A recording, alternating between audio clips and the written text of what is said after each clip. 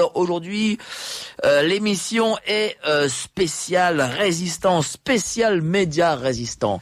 Mais pas média résistant français, mais suisse, parce qu'en Suisse aussi, il se passe des choses et on va apprendre ce qui se passe en Suisse, qui est un pays un peu qui n'est pas si libre que ça en réalité. On a eu par exemple l'incarcération de monsieur Alain Soral, 40 jours d'incarcération pour avoir dit d'une journaliste grosse lesbienne.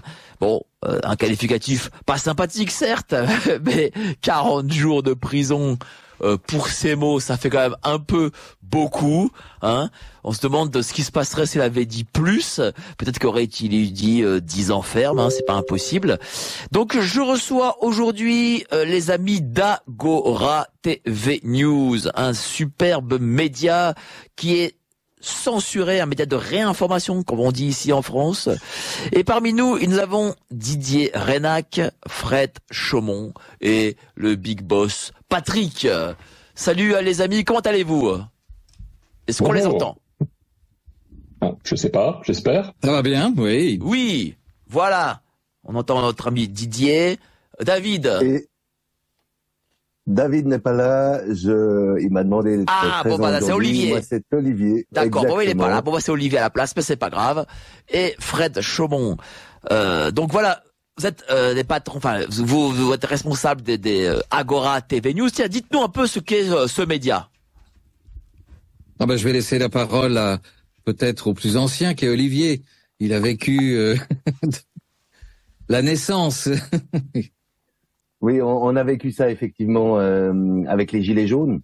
David a beaucoup sillonné la France lors des Gilets jaunes et à cette occasion, eh bien, il a fait pas mal de reportages. Ensuite, on a décidé de formaliser un peu tout ça et de créer vraiment un média qui soit dédié en fait à la parole de ceux qui n'ont jamais. Parce que ça veut dire que ça manquait en Suisse? Ce type de média manquait aussi en Suisse? Ben, c'est-à-dire que dans tous les pays, je crois, les médias dits traditionnels ont ce problème pas seulement de la censure, mais aussi de l'omerta. Il y a des choses dont on ne parle pas dans les médias, et c'est pour faire un petit peu, pour donner la parole à ceux qui avaient des choses à dire, qu'on a vraiment ouvert ce média, on a couvert beaucoup de manifestations, puis est arrivé le Covid, le fameux Covid. Et c'est vrai que du coup, il y avait beaucoup de personnes qui souhaitaient s'exprimer. Il y avait encore plus d'omerta qui se faisait place dans les médias. Donc ça a trouvé tout son sens à ce moment-là.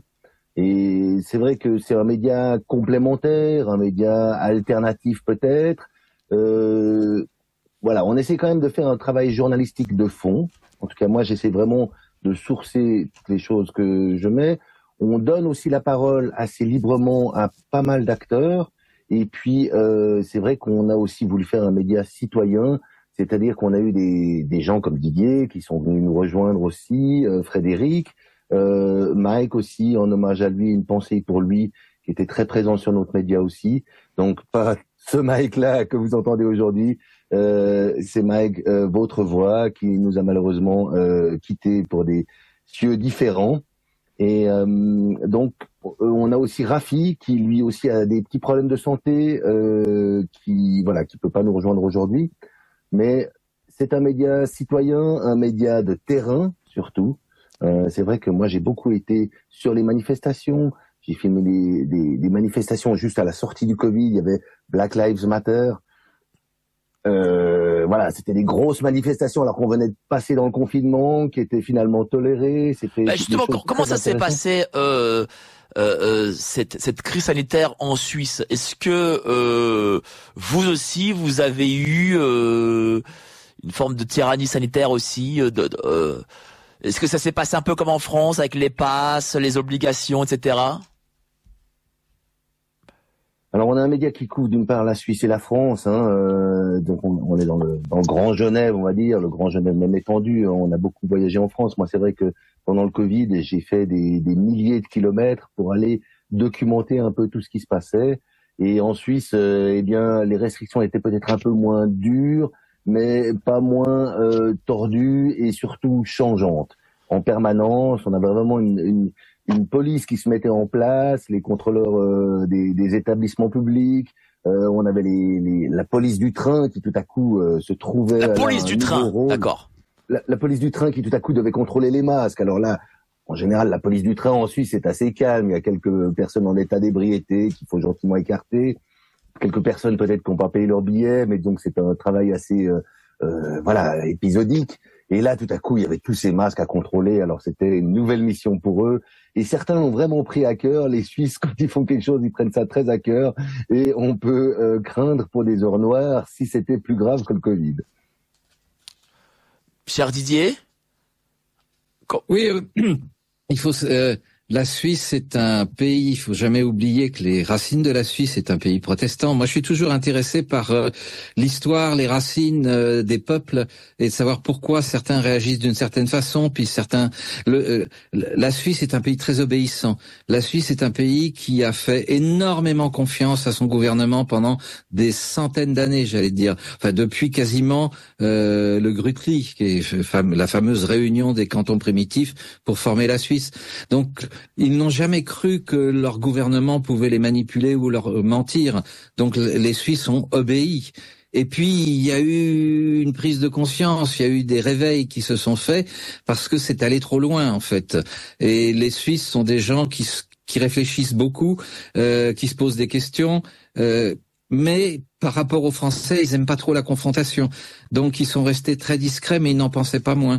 Donc il y a eu cette espèce de, j'allais dire, opposition entre ceux qui disaient je porte le masque mais je sais qu'on se fout de ma gueule, ceux qui disaient ah non faut obéir, le gouvernement fait au mieux, et puis toute une population, notamment beaucoup plus la Romandie, la Suisse française, qui est plus proche évidemment des Français en termes de mentalité, de comportement, et qui a tendance tout de suite à réagir, mais c'est toujours très soft, très doux, très poli, très correct. Il n'y a pas de violence en Suisse. Et les gens vivent calmement. Simplement, il s'est opéré exactement la même chose, c'est que les conséquences, c'est qu'il y a eu des scissions.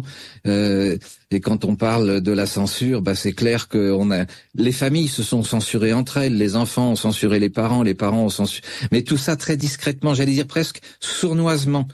Avec des messages, comme le disait Olivier, très contradictoires les uns les autres, très différents de jour en jour, ce qui fait qu'il y a eu une espèce de dystopie totale, une déconnexion mentale où les gens ne savaient plus où ils en étaient, et en fait, pour pas prendre de risques, ils ont fini par entre guillemets obéir, mais à contre-cœur, en sachant que il y avait quelque chose qui n'était pas clair. Et puis il faut pas oublier non plus que la Suisse, c'est quand même l'endroit où il y a le plus d'entreprises pharmaceutiques au monde. La Suisse, notamment Genève, il y a Gavi, il y a l'OMS, il y a l'ONU. Oui. Il y a Klaus Schwab. Oui. Klaus Schwab habite en Suisse. On a que des amis en Suisse. Donc il y a tout ça réuni en fait parmi les Suisses qui réfléchissaient, qui se posaient des questions, avec lesquels d'ailleurs on s'est rencontrés, on a échangé, etc. Il y a eu une vraie scission avec certains, et puis d'autres qui étaient d'accord ou pas d'accord, mais il faut jamais oublier que la Suisse est née de quelque chose de consensuel. La Suisse, c'est le pays du consensus. C'est sûr. Mais c'est ça, cher Fred, c'est que la Suisse, c'est un peu là où tout se passe en réalité pour les mondialistes. Vous m'entendez, Fred ? Oui, mais comme je ne voyais pas apparaître, bonjour à tous, et puis je vais commencer par le début, évidemment. Bon anniversaire, Mike. Ah, merci. C'est vrai. Donc voilà, ce que je voulais dire, c'est que la Suisse, c'est un peu c'est là le milieu de la matrice, quoi. C'est le centre de la matrice même. Oui, on est au milieu, alors que moi, je vois ça d'un œil un peu plus extérieur, du fin fond des Cévennes, donc en France. Donc moi, je ne suis pas en Suisse. Mais c'est vrai qu'il n'y a pas de frontières et pas de distance avec Internet, sauf peut-être prochainement si on nous fait le sale coup de nous couper l'Internet. Et ça, c'est ce que je crains le plus.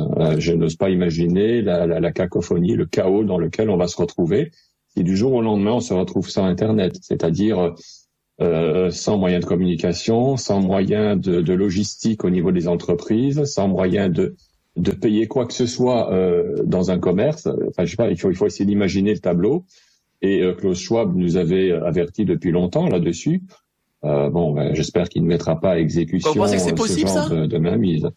Eh bien oui, bien sûr, c'est possible, pourquoi pas. Hein, donc chaque pays maîtrise parfaitement ses connexions, comme par exemple en Corée du Nord. Vous ne pouvez pas communiquer avec eux. C'est quand même la volonté de Kim Jong-un, quelque part. Donc il y a bien sûr des possibilités. Et puis regardez ici, on n'a plus accès à Chrome Bunker. On peut couper des secteurs. Non, c'est pas Chrome Bunker, c'est une autre plateforme. Rumble, pardon. Oui, Rumble, merci. Et donc oui, ça c'est tout à fait possible. Et je fais confiance à Thierry Breton pour nous couper tous les boutons, parce que lui, il est en rage, quoi. Il veut vraiment nous faire taire tous. Et moi j'ai un gros défaut. Hein. Bon, je pense que beaucoup de gens l'ont constaté. J'ai pas la langue dans ma poche et ça m'a valu bien des déboires. Donc c'est vrai que la garde à vue, je connais. La mise en examen, je connais aussi. Vous étiez en garde à vue ici en France. Vous avez été en garde à vue. Pourquoi? Oui. Donc c'était à l'occasion d'un site qui était paru sur Internet qui s'appelait les dossiers du Rocher à Monaco. Je faisais des vidéos avec un certain Garofalo. Il m'avait demandé à l'occasion de retransmettre un site HTTP sur un autre espace HTTP. Donc le site avait été fait dans les règles, de façon tout à fait correcte, en respectant les règles de la FNIC. Et donc pour moi, ce site n'avait rien de mauvais, quoi. Hein. On n'est pas dans le dark web, d'accord. Et il m'avait demandé de mettre tout ce site sur un autre espace. Et selon la justice, il y avait dans ce site des documents piratés, etc., dont je ne suis pas sûr du tout. Mais bon, voilà, je me suis exécuté pour rendre service à ce monsieur, et j'ai donc installé le site sur un autre espace. Et ça m'a valu effectivement la visite de 4 policiers à 8 heures du matin à mon domicile, perquisition complète, vidage des ordinateurs, hein, donc les disques durs, etc., de mon entreprise. Ils ont absolument tout vidé.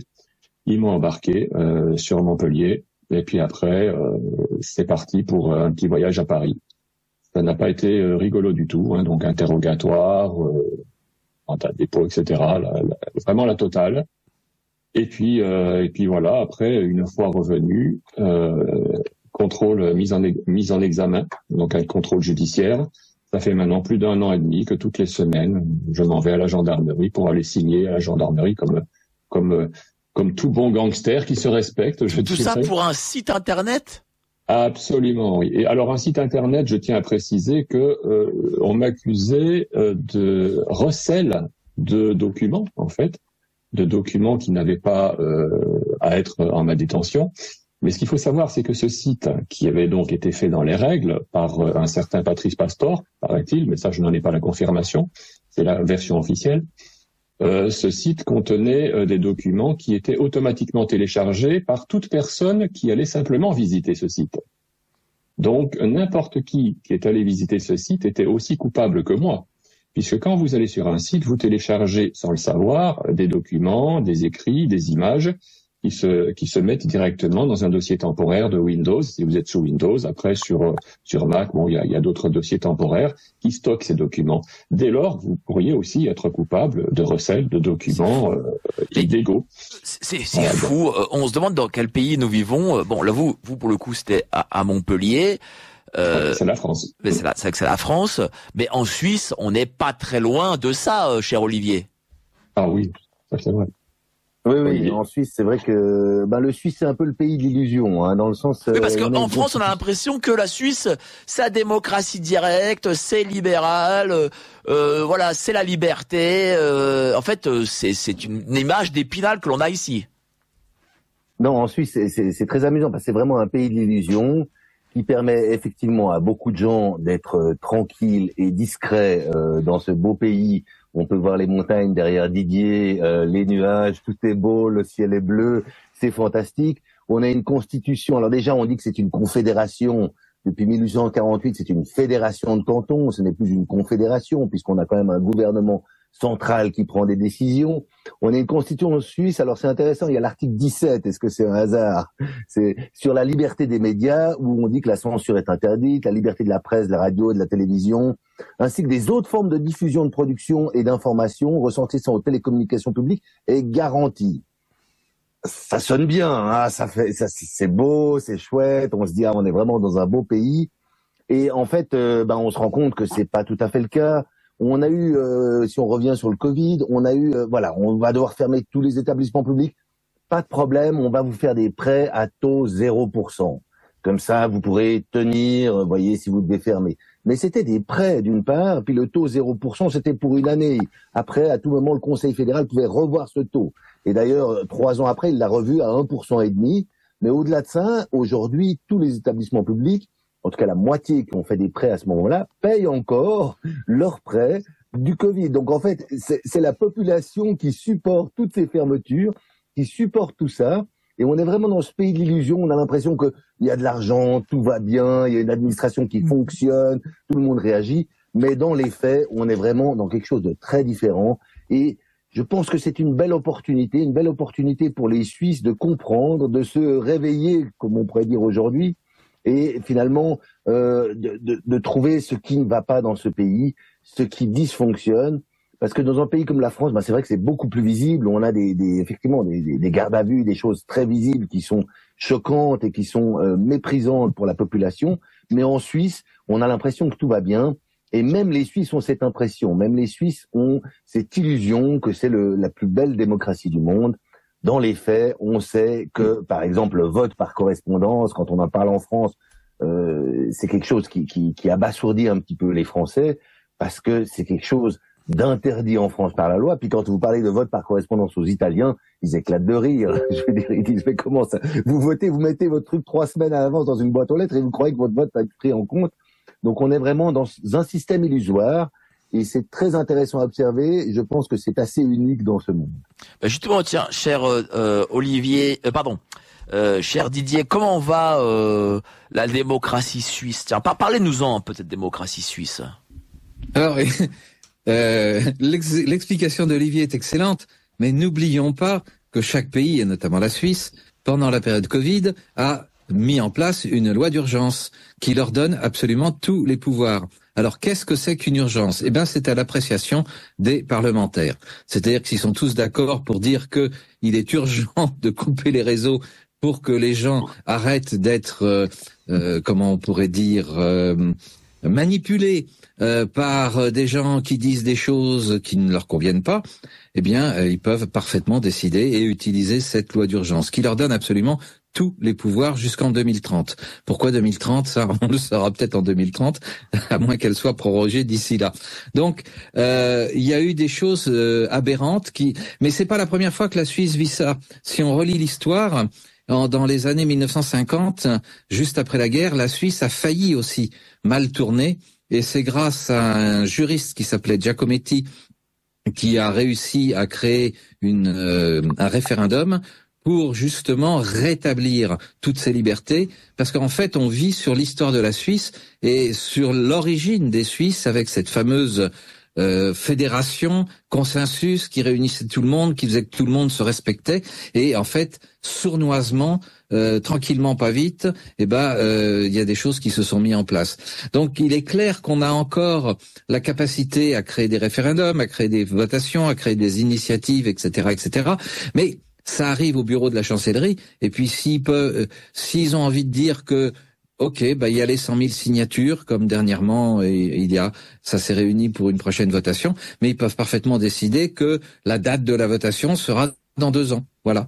Donc, effectivement, il y a eu 100 000 personnes qui ont signé pour une votation, mais ça reste quand même le fait du prince qui décidera à quelle date on aura l'autorisation de voter. Et avec toujours, comme disait Olivier, la possibilité de voter par correspondance 3 semaines à l'avance, avec un système de vote par correspondance qui s'appelle Dominion et qui appartient à Poste Suisse. Donc, il faut bien regarder l'image générale avec toutes les interactions de toutes les organisations et de tous les individus dans le système. Et on verra très bien que, c'est vrai que quand quelqu'un est élu, qu'il a ce que j'appelle vulgairement le nez dans le fromage, avec des rémunérations qui sont en Suisse très importantes, avec des conditions salariales et notamment de retraite qui sont aussi très intéressantes.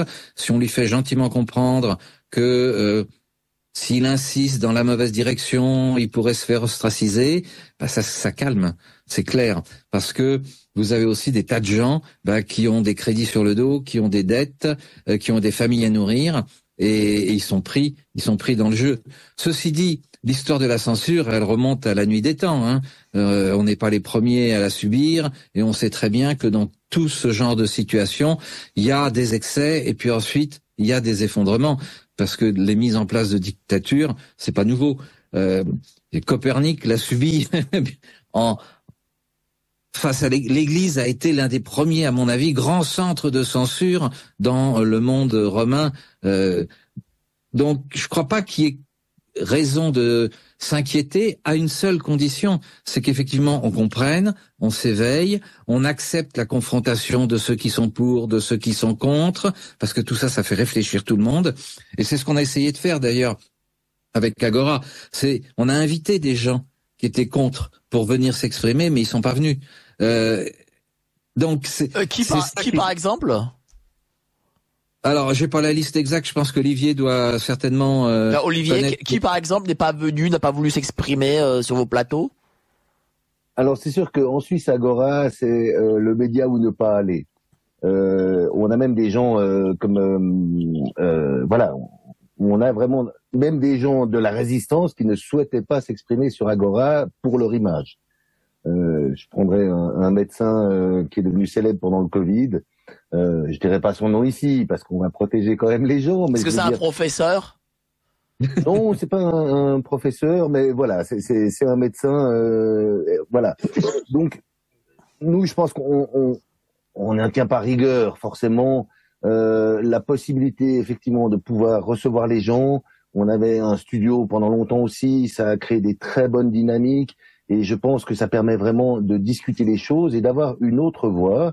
Ça permet en fait aux citoyens de pouvoir se faire un avis éclairé. Parce que c'est un petit peu la difficulté avec les médias en Suisse. Pendant très longtemps, on avait des médias encore assez divers. Maintenant, gentiment, ça se concentre un peu comme en France. Et c'est vrai qu'on a une voix unique, notamment pendant cette période du Covid. Ça a été vraiment, ça a même été reconnu a posteriori par un des conseillers fédéraux. On n'avait qu'une seule voix finalement. Bien sûr. Une voix.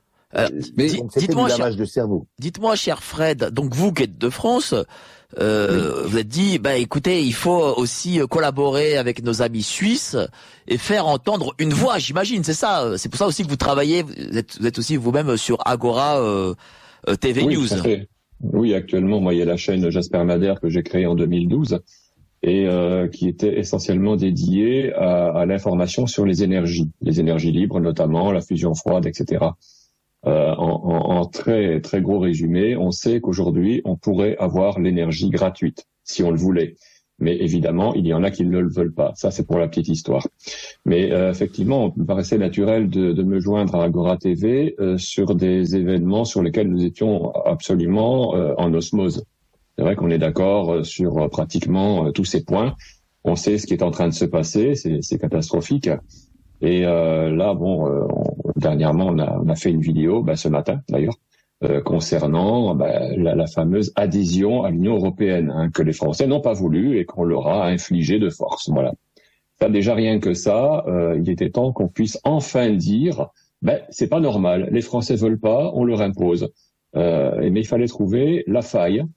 Et alors maintenant, ça reste à confirmer, parce qu'on n'a pas encore toutes les sources permettant de l'affirmer mordicus, qu'effectivement, cette adhésion n'aurait pas été ratifiée. Donc ça, c'est à confirmer. Mais n'importe comment, on le sait, tout le monde le sait, les Français ont dit non en 2005. Et donc, évidemment, Sarkozy, 2 ans plus tard, nous l'a mis, je vais pas plus loin. Et ça, c'est vraiment, c'est dégueulasse. Il n'y a pas d'autre terme. Je veux dire, c'est clairement un déni de démocratie. Il est flagrant. Et rien que ça devrait réveiller les gens. On a du mal pourtant. La chaîne Jasper Madère a été complètement bannie de YouTube. Ça fait maintenant 3 ou 4 ans. Agora TV avait 3 ou 4 chaînes qui ont été l'une après l'autre complètement strikées. Donc, on est vraiment interdit de séjour sur YouTube, Agora ou Jasper Madère. Et pour des motifs vraiment fallacieux.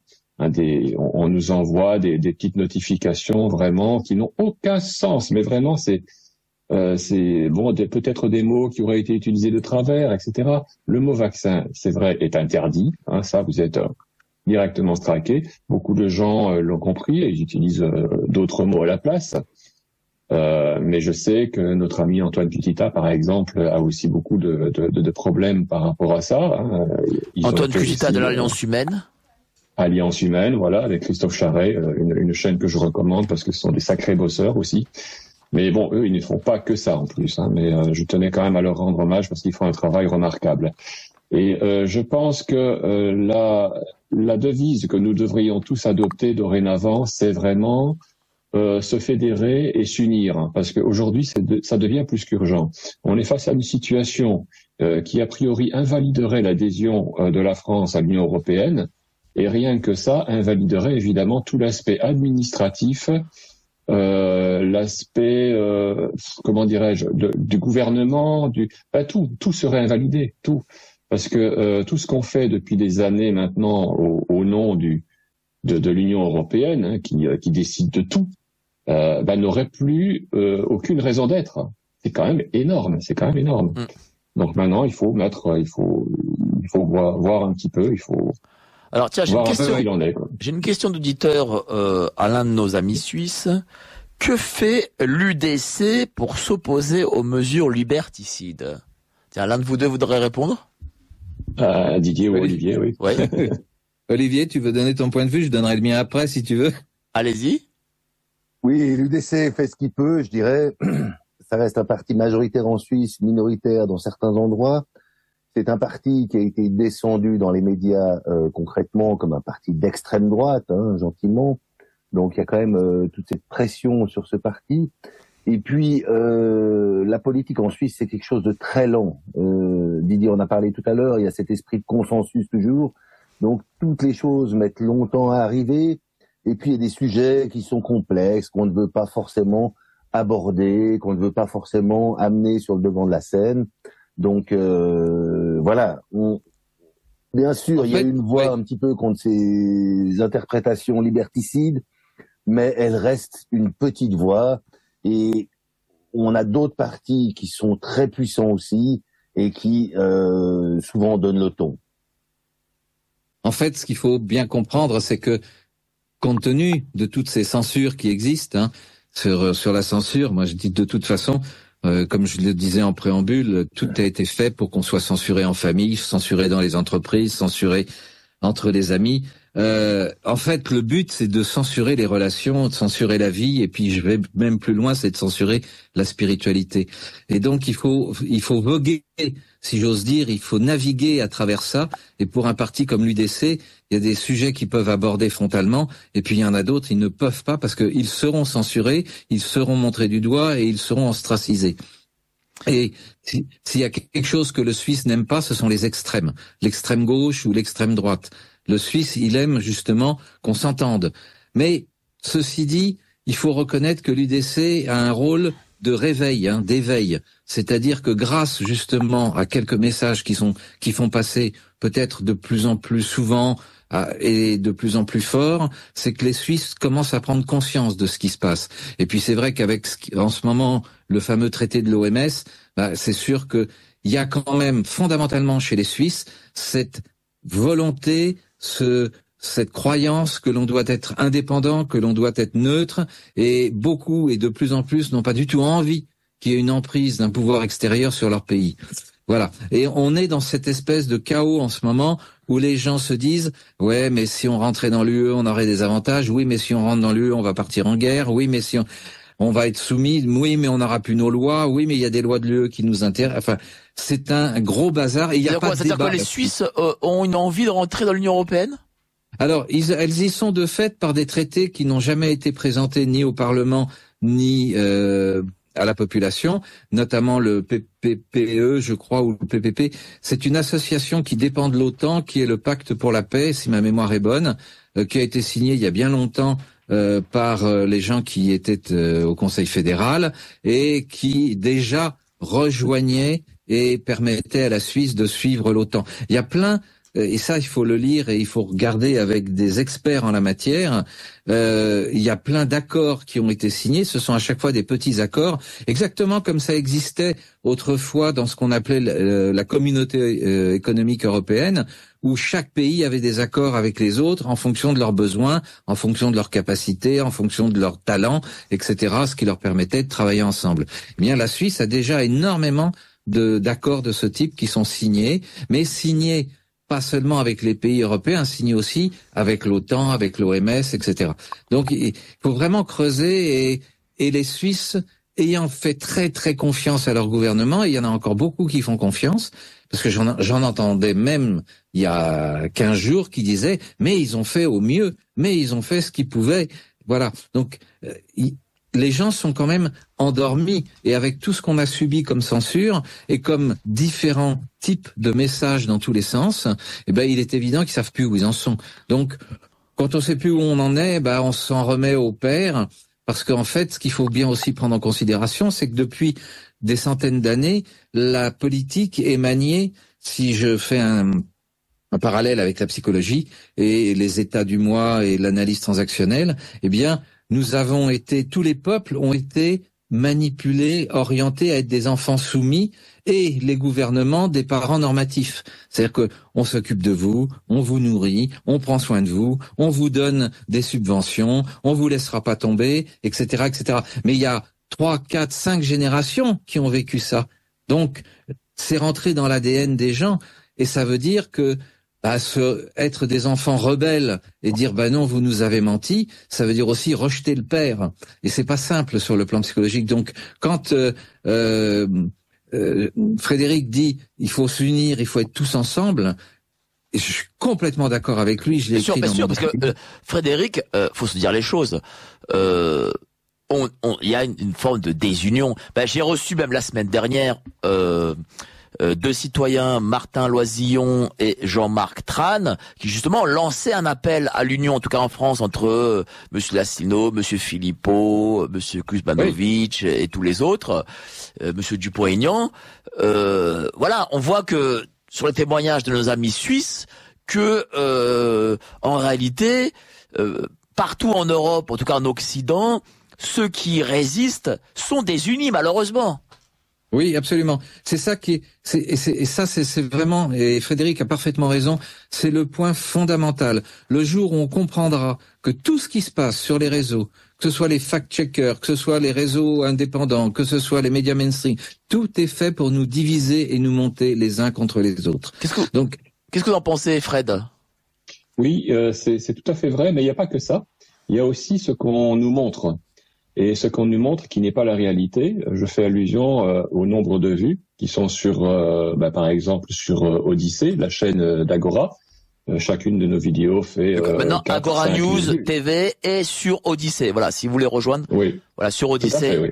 Très bien. Et donc ça, c'est celle qu'on utilise le plus, mais 4-5 000 vues par vidéo, c'est pas beaucoup. Les mêmes vidéos que je mets sur tvs24.ru, donc la plateforme russe, les mêmes vidéos vont faire entre 80 000 et 100 000 vues. Là, je remplis un stade de France, d'accord ? Bien sûr. Alors, et pourquoi ? Est-ce que ça veut dire que les Russes préfèrent les vidéos en français ? Je sais pas. Il faut peut-être analyser. Que veulent dire ces compteurs qu'on nous inflige en France ? Que ce soit sur Crowdbunker, parce que c'est pareil, Crowdbunker, on va faire 5-6 000 vues, 15 000 vues dans le meilleur des cas. Et là, c'est toujours pareil, des petites. C'est pour nous faire croire, je pense, que en réalité, on n'est pas très écouté. Mais pourtant, de plus en plus, je constate dans la rue que Frédéric Chaumont, on commence à le connaître. Et c'est pas avec 5 000 vues que ça peut se faire, ça.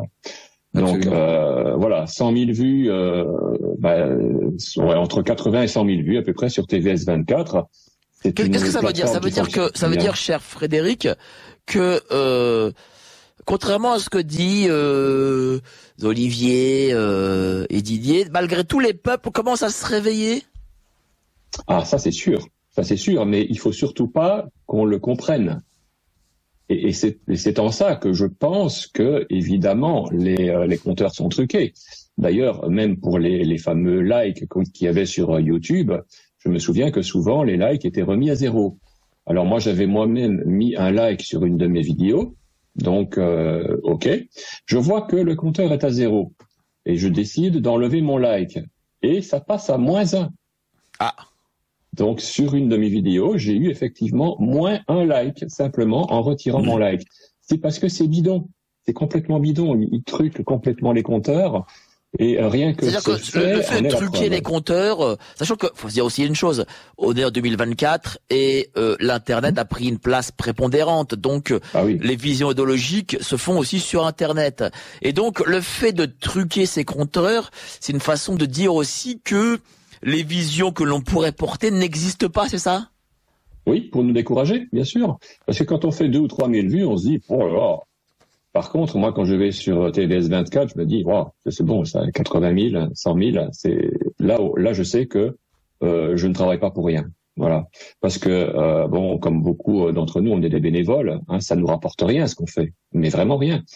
Notre seul moteur, c'est forcément ça, ce sont les vues. Si on nous enlève ça aussi, ben, on va se dire, on travaille pour rien. Et grâce à cette plateforme russe, moi je sais en tout cas que je ne le fais pas pour rien. Ça c'est une certitude. Donc je continue. Et vous aussi, allez-y Didier. On le voit bien dans les réunions publiques, hein, lorsqu'on se déplace, on s'aperçoit qu'en fait, on a très très peu de vues, mais comme le dit Frédéric, il y a des gens qui nous connaissent et qui nous reconnaissent. Donc, et je crois qu'aujourd'hui, pour se réunir, il va falloir reprendre l'habitude, avant qu'on nous enferme à nouveau, de se réunir et de se regrouper. D'ailleurs, je ne sais pas si vous avez vécu tous ce phénomène-là avec la crise Covid. On a eu des tas d'amis ou des tas de relations qui ont disparu, mais il y en a des nouveaux qui sont arrivés, beaucoup plus sincères, qui étaient sur la même longueur d'onde que nous, sur la même vibration que nous, sur les mêmes convictions que nous. Il y a une espèce de nettoyage, comme si l'univers, en fait, nous réunissait et nous préparait. Alors, dites-moi, Olivier, comment, voilà, vous êtes administrateur de Agora TV News, donc cet excellent média que je recommande dorénavant sur Odyssée. N'hésitez pas à aller sur Agora TV News sur Odyssée. Et j'ai aussi une pensée pour Eric Montana de TVADP, qui est un peu qui a une chaîne un peu comme la vôtre aussi. Donc je salue Eric Montana de TVADP. Et comment vous travaillez, cher Olivier? Voilà, comment vous montez une émission? Comment vous travaillez une information? Expliquez-nous. Le big boss d'Agora TV News, ça reste David. Hein, il n'est pas présent aujourd'hui. C'est lui vraiment, d'une part, le rédacteur en chef qui dit ça, c'est un sujet intéressant, ça, oui, on peut prendre ça. Voilà, il y a aussi une censure interne, mais tout à fait noble et réfléchie. Bienveillante, oui. Bienveillante. C'est-à-dire, vous avez un comité de rédaction, quoi, voilà. Exactement, mais il y a aussi David qui fait un travail énorme de promotion, de toujours être sur le terrain pour pouvoir promouvoir ce média, de toujours suivre les commentaires. Il y a beaucoup de commentaires, des fois qu'il faut un peu modérer. Donc il fait un véritable travail de fond pour mettre en valeur ces contenus. Et je crois que chacun de nous, aussi bien Frédéric, moi-même, Didier, on apporte du contenu. Moi, j'aime bien avoir une certaine indépendance dans la recherche de mes contenus, de pouvoir travailler les choses de fond, de travailler le montage, et puis ensuite, j'apporte un produit à peu près fini à Agora. Des fois, il y a des choses à couvrir aussi, des gens à aller interviewer, des paroles à donner. J'aime bien aussi des fois pouvoir donner des interviews qui ne sont pas coupées, parce que le format Internet le permet aussi. C'est-à-dire que quelqu'un qui va parler pendant plus d'une heure, bah finalement, pourquoi le couper? Pourquoi en faire un montage de 10 minutes dynamique avec des lumières partout, alors qu'on peut avoir sa parole en entier? Et puis, c'est finalement l'internaute qui peut décider s'il veut tout écouter ou qu'un morceau. Donc, il y a vraiment ces possibilités-là que nous apporte Internet. Et aujourd'hui, je crois qu'on est vraiment dans cette grande illusion de l'abus de pouvoir, du déni de droit, parfois, où effectivement on a une constitution qui dit que la censure est interdite, mais dans les faits on voit qu'elle est autorisée, enfin elle est pratiquée. On a des gardes à vue qui sont manifestement illégales, voire abusives dans d'autres pays. En Suisse c'est beaucoup plus sournois, comme disait tout à l'heure Didier. J'ai ce courrier qui était venu dans ma boîte aux lettres en début d'année, avec des menaces de plainte pénale. Qu'est-ce qu'il dit ce courrier? Tiens, dites-nous. Ils disent que voilà, nous avons appris que vous avez mené des interviews, 3 interviews, et c'est la fondation officielle de la jeunesse à Genève qui m'écrit que ces vidéos forment de fausses accusations de maltraitance d'enfants à l'endroit de la fondation officielle de la jeunesse et de ses éducateurs, causent une atteinte illicite à leurs droits, à la personnalité, sur le plan civil comme pénal. Donc ils me demandent en fait de retirer sous 48 heures ces vidéos. C'est au moment où la chaîne Agora TV a été censurée par YouTube. Donc est-ce que c'est eux qui ont fait une demande parallèle à YouTube de censurer cette chaîne ou pas? On le saura peut-être un jour. Pour l'instant, on n'a pas de certitude là-dessus. Mais disons, c'est des courriers comme ça à mon domicile personnel, d'avocats qui sont bien payés pour faire pression sans véritablement dire qu'est-ce qui pose problème, sans véritablement expliquer le pourquoi du comment. Et surtout, c'est des vidéos qui dénonçaient des maltraitances contre des enfants.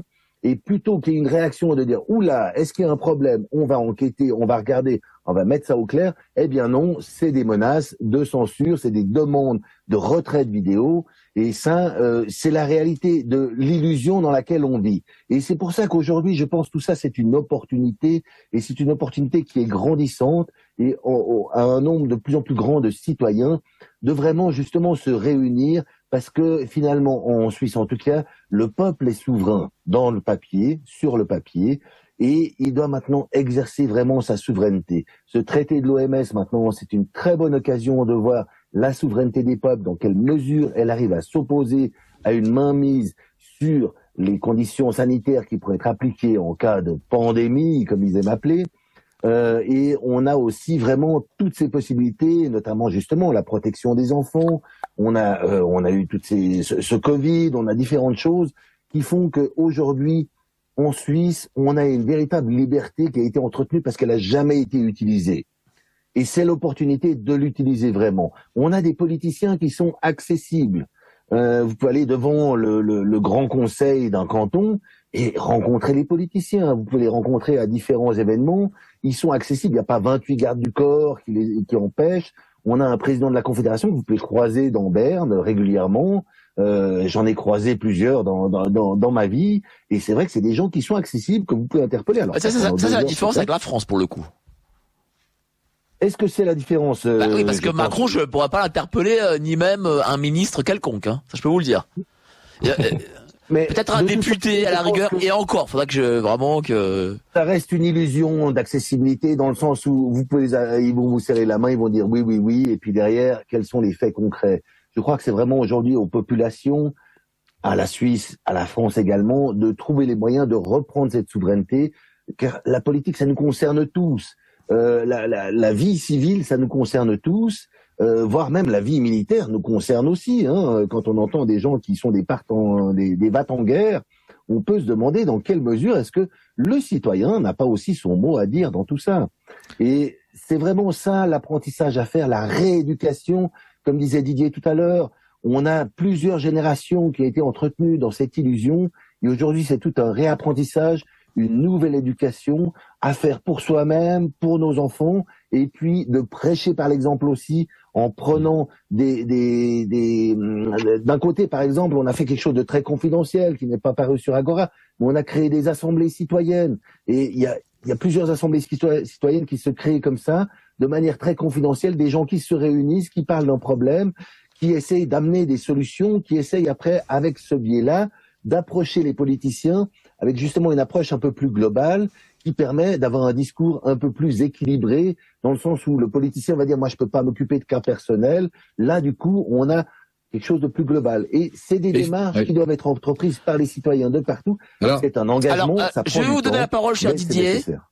Mais avant ça, le Bobido. Vous appréciez cette émission? Alors aidez Radio Courtoisie à en produire d'autres. Rendez-vous sur soutenir.radiocourtoisie.fr. Merci d'avance. Alors, j'ai aussi une question pour vous, Didier, et vous allez aussi répondre, vous allez rajouter ce qu'a dit Olivier. Qu'est-ce que c'est exactement le nouveau traité de l'OMS? Si vous pouvez parce qu'on le connaît pas ici, j'imagine que vous l'avez mieux étudié que nous. Oui, j'en ai pas mal parlé. J'ai la chance, moi, d'avoir autour de moi pas mal d'amis qui sont à la fois des militaires, des avocats, des juristes, etc. Un peu dans la même veine que nous, dans la même dynamique que nous. Le traité de l'OMS, en synthèse, c'est une prise de pouvoir par l'OMS, c'est-à-dire que l'OMS demande aux pays de bien vouloir signer un accord selon lequel ils donneront les directives à appliquer en cas de pandémie. Et les directives, c'est-à-dire le confinement, le masque, la vaccination, etc., etc. Donc, en fait, c'est de donner pouvoir à un organisme sous prétexte de la santé, et c'est pour les pays la perte de leur souveraineté totale avec une remise de pouvoir à un organisme central qui est de plus, il faut le rappeler quand même, à 80% financé par le privé. C'est-à-dire qu'en fait, on assiste à une prise de pouvoir des organisations privées sur le public. 86%. C'est ça. Moi, j'allais dire 88, mais on voilà. sait, à part Monsieur Gates, qui paye l'OMS? Oui, c'est même, je crois. Alors, j'ai pas tout en mémoire. Bon, en fait, Monsieur Gates paye, je crois, à 60 ou 70%, et le reste, c'est des bricoles. En clair, c'est lui qui a la main mise sur l'OMS. Par différentes fondations, hein. Il y a Soros et compagnie, mais en fait, ils ont multiplié ça par un certain nombre de fondations pour ne pas apparaître, mais quand on gratte, on voit très très bien que, comme dit Philippe de Villiers, suivez le fil de l'argent et vous aurez la vérité. Donc, c'est pas plus compliqué que ça. Sauf que la problématique fondamentale aujourd'hui, c'est que les populations, comme disait Olivier, n'ont pas été formées à réfléchir, à confronter, à étudier. Nous avons été formés à nous opposer les uns les autres. Nous avons été formés à être d'accord ou pas d'accord. Or, je crois qu'il est urgent, important, même si on n'est pas d'accord, de discuter de ces sujets-là en toute bienveillance pour pouvoir se transmettre les idées. C'est parce que, avec un petit peu de bon sens, si on écoute les médias mainstream, mettons que vous faites ça pendant une semaine et vous changez de chaîne régulièrement pendant la journée, vous allez vous apercevoir que c'est le même discours, ce sont les mêmes images, ce sont les mêmes mots, ce sont les mêmes structures de phrases. Ça veut dire qu'il y a au-dessus quelqu'un qui donne à ces fameux médias mainstream qui, soi-disant, sont pluriels. En fait, non, ils ne le sont pas. Ils ne font que relayer à leur sauce, avec un décor différent et des animateurs différents, le même message et le même discours. Voilà. Et c'est pour ça que j'invite les gens à dire, mais regroupons-nous. Allez écouter autre chose, découvrez autre chose et parlons-en. Vous avez le droit de pas être d'accord. C'est complètement normal. Et on va vous accueillir parce que vous n'êtes pas d'accord. Et moi, je le vois parce que je le fais régulièrement, d'organiser des conférences sur d'autres thèmes, comme l'énergie libre, comme la permaculture, comme le quantique, etc., etc. Et là, on réunit des gens qui, en fait, s'opposaient par rapport à la Covid ou par rapport à l'OMS et des trucs mais qui, de ce fait, commencent à discuter ensemble sur d'autres sujets. C'est-à-dire qu'il faut arrêter de prendre des sujets clivants et il faut réunir les gens sur des sujets rassembleurs. Ça peut être la spiritualité, on a fait une soirée sur l'apocalypse, etc. Et ce qui est très important, c'est qu'on se renourrisse de l'essentiel, qu'on se renourrisse de philosophie, qu'on se renourrisse de spiritualité. C'est ça le lien qui va nous permettre, sans clivage, de pouvoir prendre conscience de ce qui se passe et surtout de travailler, parce que c'est pour nos enfants, c'est pour nos petits-enfants, c'est pour le monde. Voilà. Moi, je suis assez optimiste parce que toutes les dictatures dans le monde se sont écroulées un jour ou l'autre et que la censure n'est en fait que la preuve qu'une dictature se met en place. Cher Fred, j'ai une question pour vous. Alors, d'auditeur, je suis d'accord avec vos invités sur le fait que le référendum de 2005 n'a pas été respecté. Après, mais il faut aussi tout dire. Sarkozy, lorsqu'il s'est présenté, a clairement annoncé qu'il ferait ratifier le traité et il a été élu. Ça, pour le coup, c'est vrai. La représentation nationale, Sénat et Assemblée nationale, a ratifié le traité à une majorité. C'est vrai qu'on a voté pour eux, malheureusement. La vraie question est la valeur d'un référendum par rapport aux décisions des représentants de la République et la cohérence du vote des Français dans la durée. Malheureusement, le débat public, ni le nombre de vues sur Internet ne pourra changer cet état de choses. Place à l'action. Parce que, tout simplement, le débat public n'a pas le droit de vivre en France. C'est aussi simple que ça. Les Français ont été très clairs avec 54%, hein, ça ne souffrait aucune discussion. Donc pourquoi est-ce qu'après, 2 ans plus tard, en 2007, Sarkozy est allé nous imposer ce Lisbonne, là, le traité de Lisbonne, c'est quand même indécent, d'autant plus que les textes s'y référant sont quasiment identiques à ceux qui faisaient référence au fameux référendum de 2005. C'est le quasi identique. Donc il n'y avait aucune raison déjà de procéder de cette façon. Alors maintenant, il faut enfoncer le clou, parce que c'est un truc qui est tout à fait inacceptable, tout comme le règlement sanitaire international est insupportable. Je veux dire, c'est quelque chose, le RSI, qui devrait mettre tout le monde debout. C'est tellement évident. Vous vous rendez compte qu'un seul homme va pouvoir, je m'excuse de revenir sur ce débat du RSI, mais c'est vraiment celui qui nous préoccupe le plus en ce moment. Ce RSI, c'est la possibilité pour un seul homme de prendre des décisions qui vont concerner le monde entier sur une pandémie qui n'aura même pas besoin d'être prouvée par des morts. Ça veut dire que même s'il n'y a pas de mort, on pourra déclarer... Expliquez-nous le RSI, parce que le RSI aussi est connu comme étant l'impôt que les sociétés doivent payer. Oui. Bon, ça c'est encore autre chose. Le RSI, c'est le régime social indépendant en France. Oui, voilà. Ça n'a rien à voir. Le RSI en Suisse, pour l'OMS, c'est le règlement sanitaire international. Donc, c'est la possibilité pour l'OMS d'avoir la mainmise, comme le disait, je crois que c'était Didier, comme quoi on avait cette possibilité pour un seul homme de prendre des décisions unilatéralement et de se dire, bon, bah tiens, je décide, par exemple, demain, que suite à cette pandémie qui arrive, alors qu'elle n'arrive pas, de vacciner tout le monde de manière autoritaire.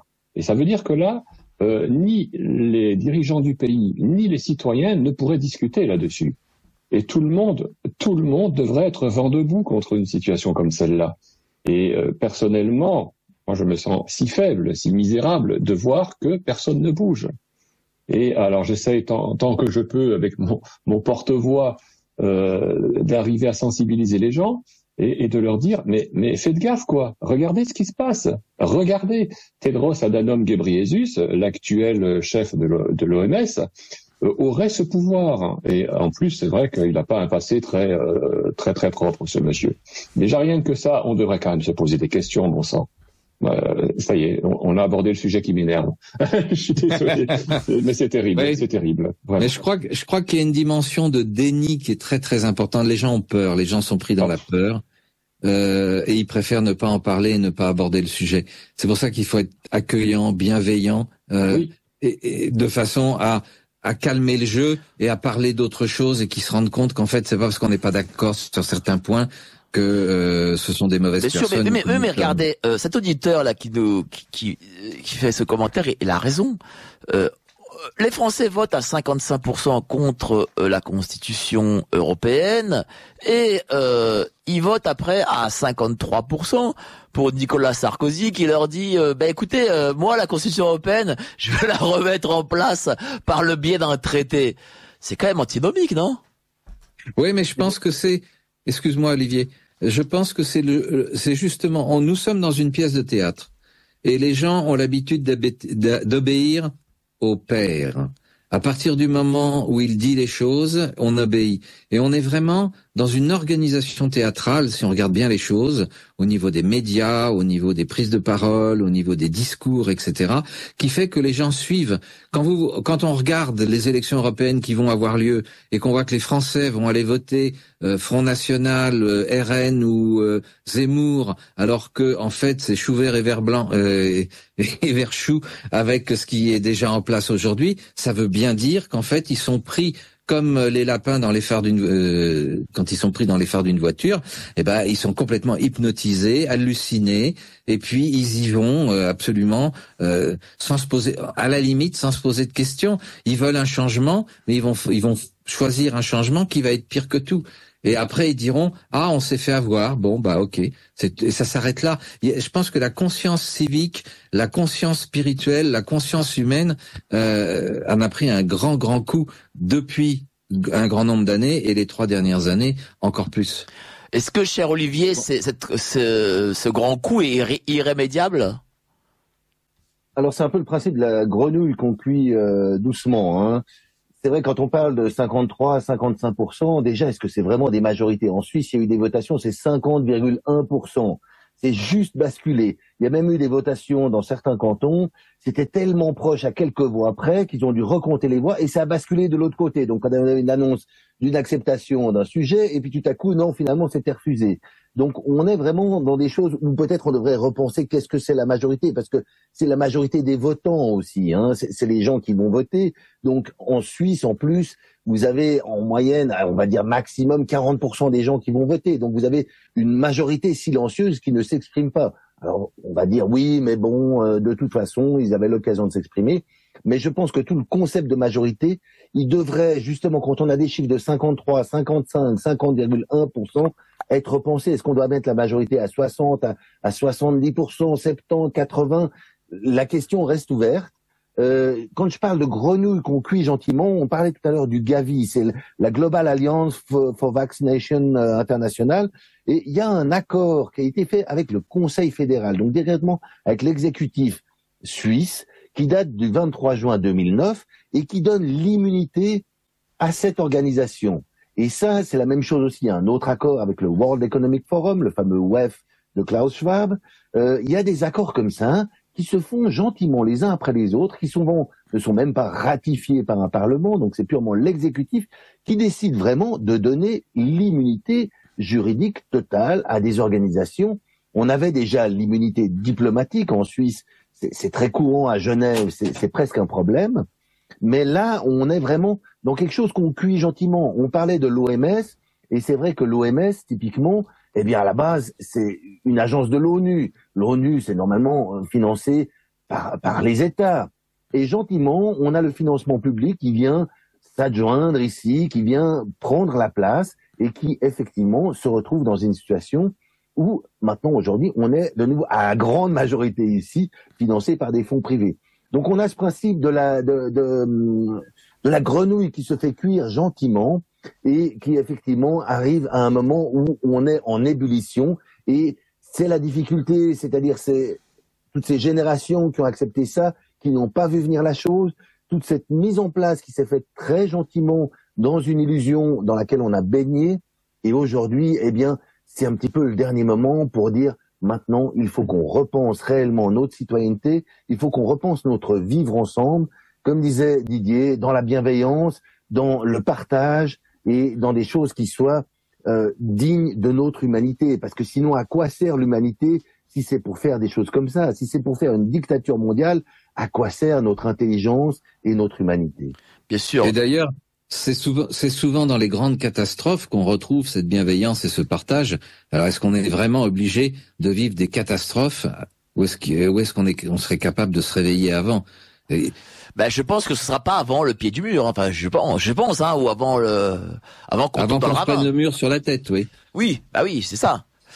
Il y a aussi une question qui me taraude. Olivier en a brièvement parlé au début de l'émission.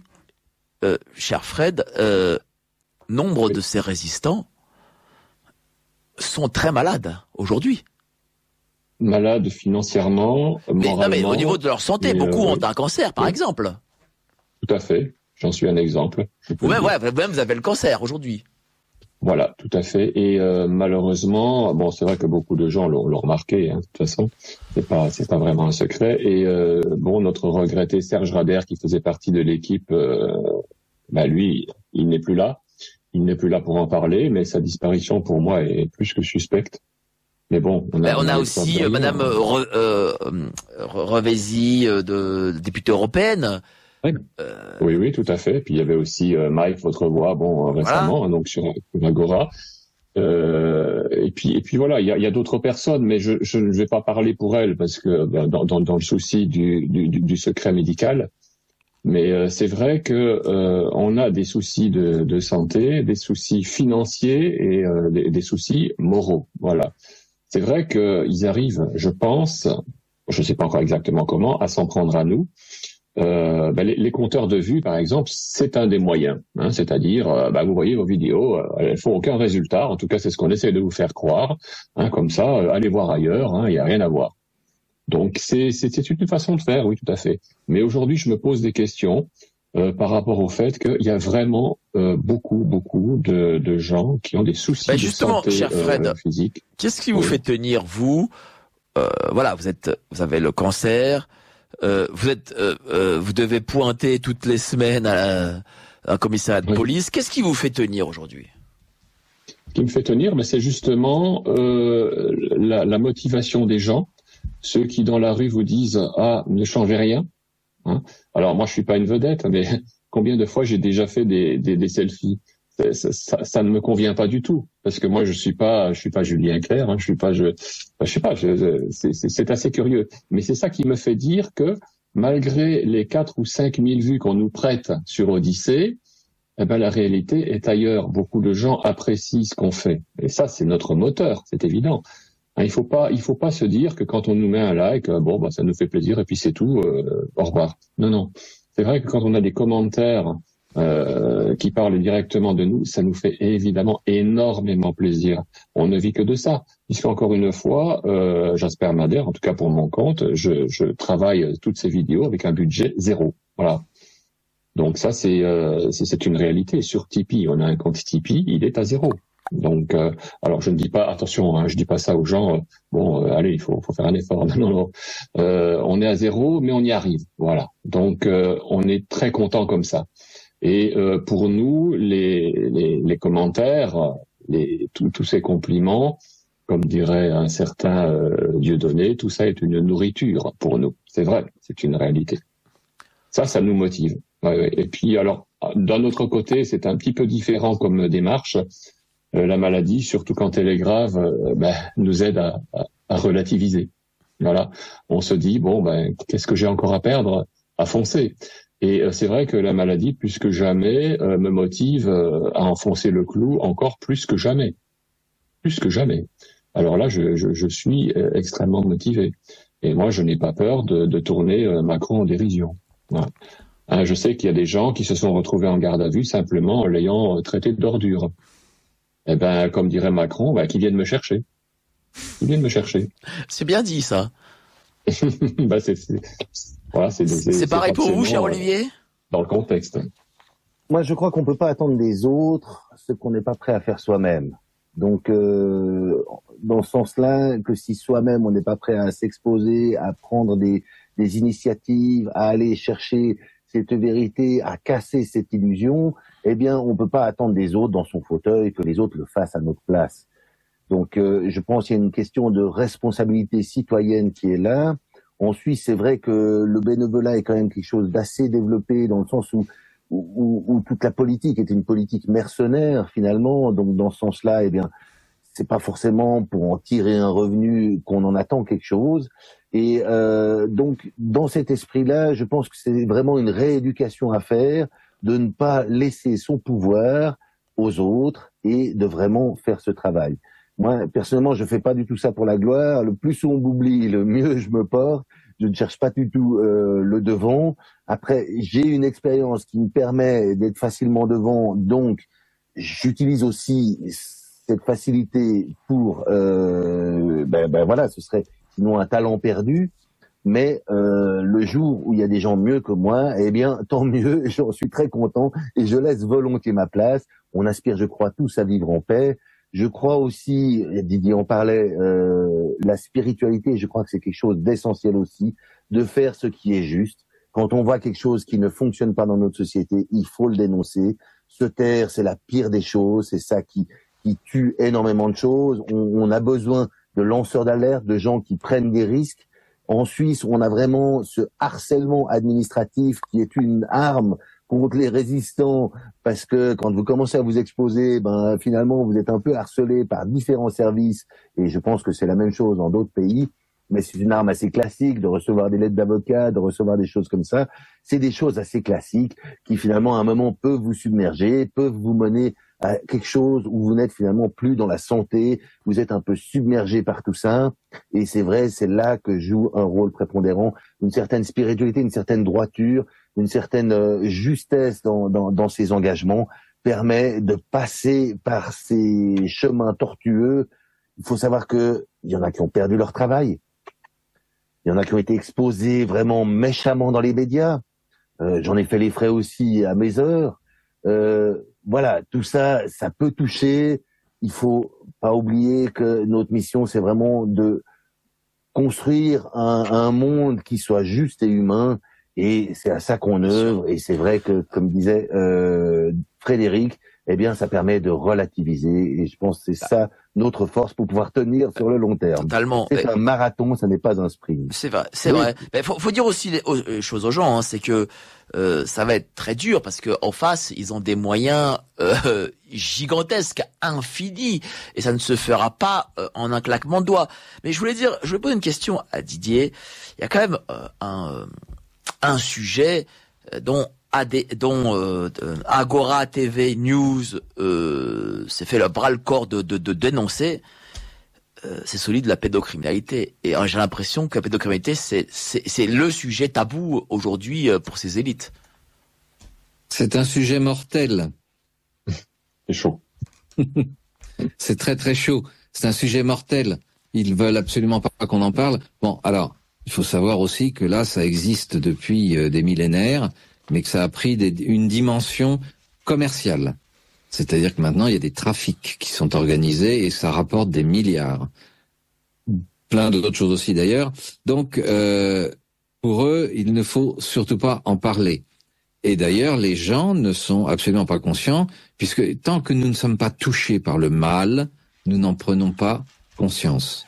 Je dis toujours que vous pouvez dire aux gens qu'il y a de l'électricité dans la prise, à la limite, ils ne vous croient pas parce qu'ils ne la voient pas, mais il faut, pour la sentir, il faut mettre les doigts dans la prise. Donc, je crois qu'il est malheureusement, aujourd'hui, l'humanité est dans un tel état qu'elle doit mettre les doigts dans la prise pour pouvoir comprendre ce qui se passe. Donc, la pédocriminalité, oui, on a même eu des tas de gens que je ne nommerai pas, qui souhaitaient faire des émissions là-dessus, mais on savait aussi qu'en faisant ces émissions, d'une part, on se mettait en danger physique et on était sûr de voir la chaîne disparaître. Bon, elle a disparu à l'heure actuelle puisqu'on avait 3 ou 4 chaînes et qu'elles ont toutes été supprimées les unes après les autres. Il y en a même une qui a été supprimée soi-disant pour usurpation d'identité. Donc c'est hallucinant, je veux dire, il y a des excuses comme ça qui sont utilisées pour pouvoir nous empêcher de parler et nous empêcher d'exprimer des choses. Et en fait, ceux qui censurent, ils rigolent parce que une grande partie de la population part du principe que ce que nous disons n'est pas vrai, que ce que nous disons est contraire à la réalité. Donc, à la limite, ils sont en train de dire, c'est normal qu'on les censure. Donc, ils font le jeu du censeur. Et un jour, ils se retrouvent en dictature totale et ils comprennent pas pourquoi, mais en fait, ils ont été les moyens que le censeur a utilisés pour mettre en place la dictature. Car nous sommes tous manipulables sans s'en rendre compte. Voilà, donc je reviens vraiment à cette compréhension qu'il est nécessaire d'avoir par rapport à une situation, c'est que oui, on parle pas de la pédophilie parce que il y a des gens qui en parlent et je pense que ça, on doit en parler en petit comité. Mais d'ailleurs, la loi qui a été passée en France, alors je l'ai pas suivie, peut-être que Frédéric en a, c'est qu'aujourd'hui, on peut même être condamné si on tient des propos diffamants ou contraires à la doxa, en petit comité chez soi. Il suffit qu'un copain nous dénonce en disant « Tu as parlé de criminalité lors de notre dîner en tête-à-tête, je t'ai dénoncé à la police ». On est en vrai pays soviétique, là, en France, là, si on regarde les lois qui ont été passées. Pour l'instant, on n'a pas ça en Suisse, ça pourrait arriver, mais il faut voir qu'on a toujours un temps de retard en Suisse. Mais quand on voit que des lois... Et on voit passer les textes de loi, je veux dire, ce ne sont pas des fake news, qui écrivent que si vous tenez des propos qui ne sont pas acceptés par, on va dire, l'État, le Soviet suprême, vous pouvez être incarcéré du jour au lendemain si vous êtes dénoncé par l'un des convives qui est autour de la table. C'est hallucinant. On se retrouve vraiment en pays soviétique. C'est ce qui s'est passé sous Staline et sous Lénine, où des milliers de gens sont partis au goulag. Ça risque de nous arriver. C'est comme France Inter, aujourd'hui, on le sait. Si vous avez l'intention de dire que le réchauffement sanitaire, c'est pipeau, eh bien, vous ne serez pas invité à France Inter. Vous n'avez pas le droit de dire le contraire de ce dogme français qui dit que, bon, la planète se réchauffe, et ça ne souffre aucune discussion. Donc, on en est là, et déjà en France. Hein, donc, la directrice de France Inter l'a très bien annoncé. Hein, si vraiment vous avez l'intention de dire que le réchauffement climatique, c'est bidon, eh ben ces gens-là, nous ne les acceptons pas. Écoutez, à France Inter. Cher Fred, la présidente de France Télé, Madame Delphine Ernotte, a dit que nous ne montrons pas la France qui existe, mais nous voulons montrer la France qu'on voudrait, enfin celle que nous voudrions qu'il existe. Ouais. C'est quand même fou ça, cher Fred. Oui. On y est déjà finalement, donc c'est pour ça que je me permets d'enchaîner sur ce que dit Didier. C'est exactement ça, comme en Russie. Et ils vont nous le faire avec la Terre plate aussi, hein. Oui, bonne idée. Tant qu'à faire. Mais du coup, tiens, pour revenir à la pédocriminalité, ça Frédéric, ça c'est vraiment le tabou aujourd'hui. C'est le sujet que, voilà, dès que vous y entrez, c'est dangereux. Ah oui, c'est super chaud, hein. D'ailleurs, c'est un sujet que, personnellement, je n'ai même jamais osé aborder. Par contre, je me suis déjà bien souvent posé des questions fondamentales que personne ne se pose. C'est qu'aujourd'hui, quand un enfant disparaît, il y a ce qu'on appelle un dispositif qui s'appelle alerte enlèvement. Et donc à la télévision, à la radio, avec une musique vraiment tenaillante, hein, on vous annonce un tel enfant a disparu, etc. Et ça va arriver 1 ou 2 fois par an. Mais qu'en est-il des 40 000 disparitions? Je dis bien 40 000 à peu près disparitions par an d'enfants, dont à peu près la moitié sont retrouvés, et l'autre moitié, on ne sait pas ce que ça devient. Donc là, c'est des questions là qu'il faut vraiment se poser, hein, de se dire, ok, bon, il y a d'abord eu l'affaire Grégory que tout le monde connaît. Bon, après, il y en a eu des plus récentes, hein, bien sûr, hein, où l'alerte enlèvement a d'ailleurs abouti à quelque chose de positif. D'ailleurs, c'était pas une coïncidence. Mais qu'en est-il des 20 000 ou 30 000 autres enfants qu'on ne reverra jamais et dont on ne parlera jamais? Alors que bon, il y a d'autres enfants dont on parle toujours. Hein, là, déjà, c'est des questions qu'il faut se poser. En ce qui concerne l'immigration, il y a eu énormément d'enfants immigrés qui sont arrivés en Europe et qui ont disparu quand même par dizaines de milliers. Ça, on n'en parle pas. Là aussi, on pourrait se poser des questions. Il y a des questions, auxquelles il faut pas répondre. Et je vais m'arrêter là pour ne pas me faire écharper ou ne pas me faire suicider demain. Bon, sachant que vous n'êtes pas suicidaire. Hein. Bon. Non, absolument. Je ne suis pas vous n'êtes pas. Je le déclare. Voilà, vous le déclarez ici à l'antenne. Cher Olivier, là aujourd'hui, Agora TV News, comment, malgré la censure, comment vous travaillez, comment vous arrivez à être diffusé, comment vous arrivez malgré tout à continuer? Alors déjà, juste pour revenir sur le terme pédocriminalité, c'est vrai que c'était un terme nouveau et maintenant je l'ai vu plusieurs fois dans les médias dits mainstream, dans la presse écrite. Donc il y a quand même une évolution qui se fait en raison de tous ces médias alternatifs que nous sommes, que ce soit Agora TV ou Jasper Madère ou différents médias. Ça fait quand même évoluer même les médias dits traditionnels. Donc ça, c'est quand même à souligner. Je vois quand même une évolution du langage et du vocabulaire à ce niveau-là. Ça, c'est quand même intéressant. Après, c'est vrai qu'il y a des fois une débauche de moyens quand il s'agit de taire un sujet. Il y a cette fameuse omerta qui est là et elle est intéressante. Maintenant, comment est-ce que Agora TV travaille? Alors, c'est sûr qu'il y a d'autres plateformes comme Odyssée, comme Crowdbanker, comme Rumble qui est interdite en France. Bien sûr, il y a d'autres. Mais ça pose la question non seulement de la censure, mais aussi finalement d'un monopole. YouTube a de fait pris un peu un monopole du média en ligne. YouTube n'a que 20 ans, je rappelle. Hein, moi, en 2000, quand je voulais diffuser une vidéo sur Internet, j'ai même un docteur en informatique qui m'a dit « Mais non, c'est pas possible, oublie, c'est pas comme ça ». Et derrière est arrivé YouTube. Ça a été une révolution. Aujourd'hui, c'est en plus un média qui est gratuit. Donc c'est vrai que à quelque part on utilise un service gratuit, mais qui a un monopole. Donc il y a une véritable question politique qui se met en place ici et puis qui s'est mise en place rapidement. On a Twitter, X maintenant, pardon, qui promeut la liberté de parole. Alors, est-ce que ce sera un média intéressant? Il est payant en plus. Alors, bien sûr que ça implique de débourser quelques sous, mais d'un autre côté, du coup, on paye pour un service. Donc, ce sera intéressant aussi de voir un petit peu cette évolution du média Twitter. On a vu l'interview de Poutine par Tucker Carlson, par exemple, sur ce média-là. Ça a fait quand même un effet au niveau de l'Amérique, si on prend les choses de manière un peu plus globale.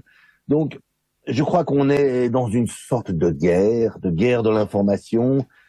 C'est des coups bas, c'est normal, des censures, c'est normal à quelque part.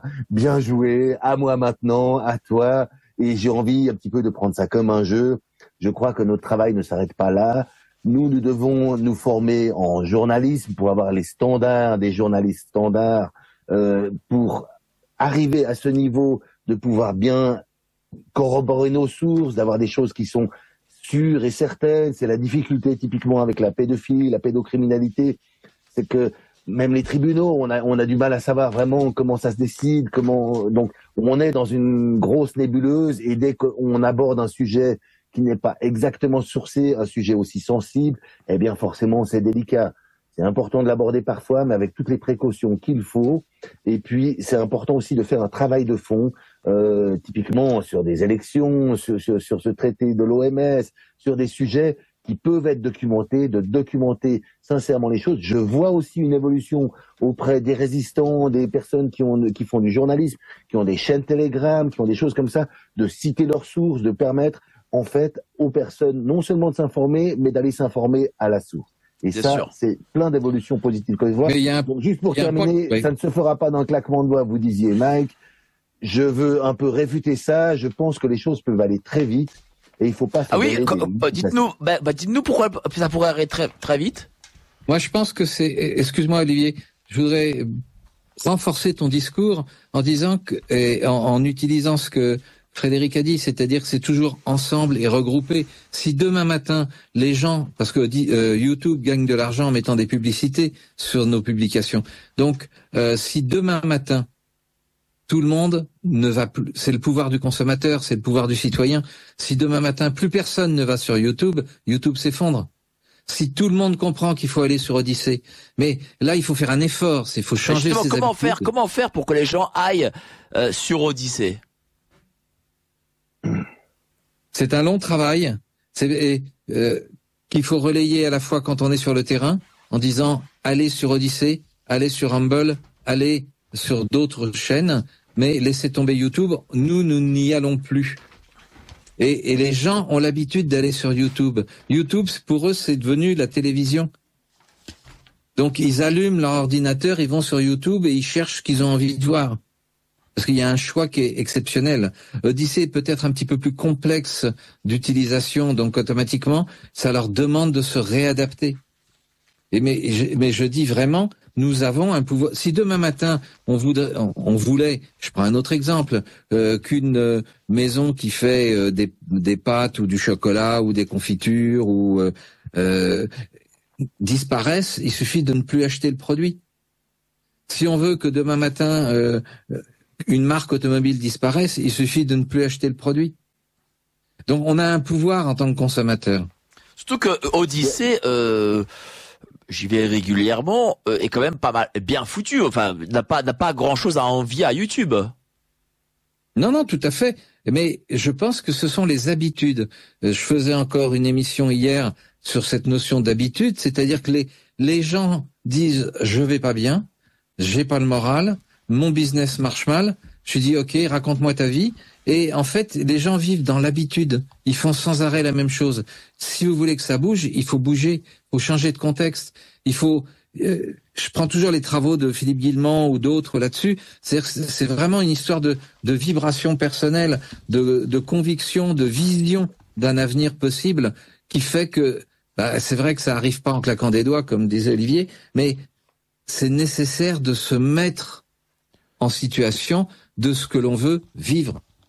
Justement, par conséquent, aujourd'hui, comment on peut voir on va sur Odyssée, on voit Agora TV News. Vous diffusez régulièrement, vous avez régulièrement des émissions. Expliquez-nous un peu. Olivier, je te laisse la parole. Non, mais je pense que plus globalement, donc Agora, on fait tout ce qu'on peut, on est tous des bénévoles, on avance les choses. Des fois on a des studios, des fois on a des rencontres, des fois il y a beaucoup de manifestations qui permettent de diffuser beaucoup. Moi, j'essaie de faire toujours un travail de fond qui prend du temps. Je suis beaucoup aussi dans des choses qui sont assez confidentielles, donc on ne peut pas toujours publier. J'ai développé, par exemple, les interviews où je me filme moi pour pas qu'on voie mon interlocuteur avec un faux nom, comme ça, il n'y a même pas le risque que je ne floute pas la personne. Il y a vraiment cette protection complète de la personne. On est toujours à l'affût, effectivement, de lanceurs d'alerte internes qui puissent amener des informations, parce que c'est ça qui va briser un petit peu le modèle actuel, je pense aussi. Mais si on pense plus largement, je pense qu'on a trop laissé de pouvoir justement aux entreprises commerciales. On en a parlé avec l'OMS, qui maintenant est financé par des fonds privés. Mais YouTube, même Odyssée, même toutes ces entreprises, à un moment, si elles grossissent, elles risquent aussi d'être mises sous tutelle. On voit TikTok en Amérique, qui maintenant, tout à coup, risque d'être banni s'il n'y a pas un changement des actionnaires. Donc, on a cette difficulté venant de l'État. Et quand on a un État typiquement comme la Suisse, qui prend des redevances pour la radio-télévision, qui interdit la censure, dans quelle mesure est-ce qu'un État ne devrait pas, avec les impôts aussi, tout ce qu'ils encaissent, ne devrait pas à un moment dire « Ok, c'est à nous aussi de mettre des plateformes qui soient efficaces pour ces médias alternatifs ». Ça ne sera pas forcément pour diffuser l'anniversaire du petit dernier qui a fêté ses 5 ans.